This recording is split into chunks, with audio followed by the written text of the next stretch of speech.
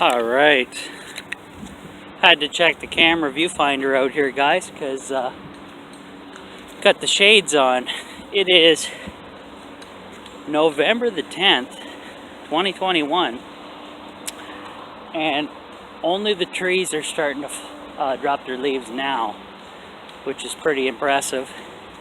I'm walking around in shorts, which is awesome, and I love this kind of weather. So bring on the global warming if this is the case. First year I've seen it like this though. So yeah, if it's a trend, then we'll have less and less crappier winters.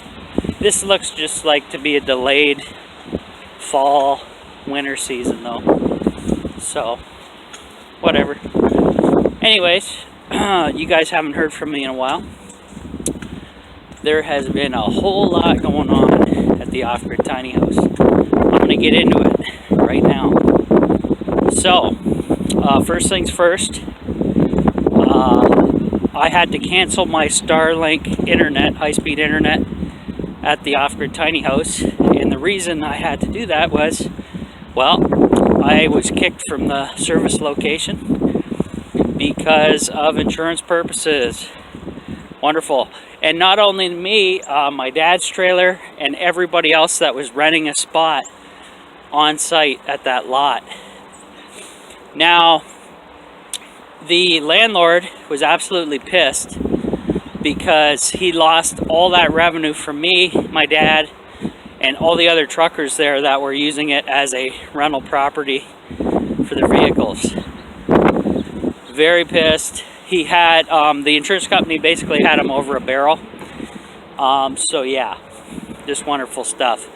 The reason they did it, it wasn't really, well, it's liability, but the main reason was they only want to cover what they absolutely have, the most they absolutely have to cover, which is his business's vehicles, and that's it.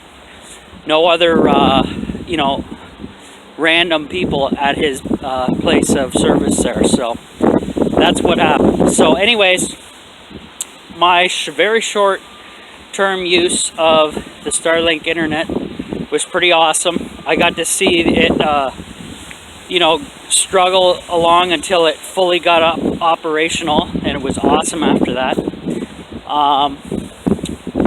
It's expensive though. It's about $145 a month, which is insane here in Canada.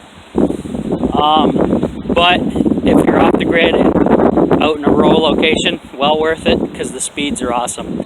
Now, I talked to the company and they said, yeah, at this time they're not able to, they don't have their mobile service hooked up, which means anywhere you travel with your dish, you'll still have your internet service.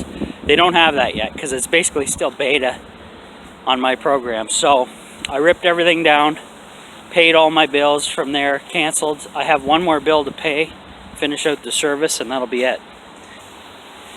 Alright, and we're back. So just had to pause momentarily because we got passerbyers walking as well, enjoying the good weather, getting my vitamin D on. So as well as the Starlink being canceled, guys,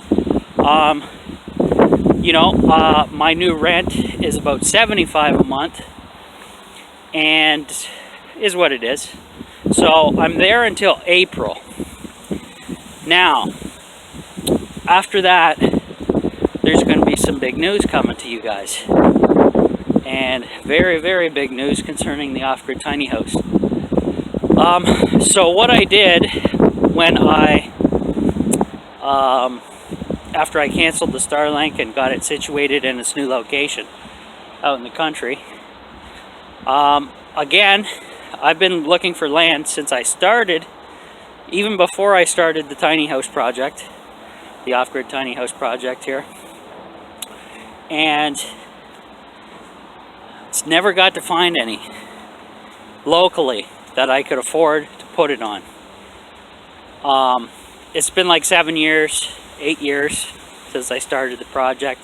Still haven't found any local land that would work out for placing the tiny house.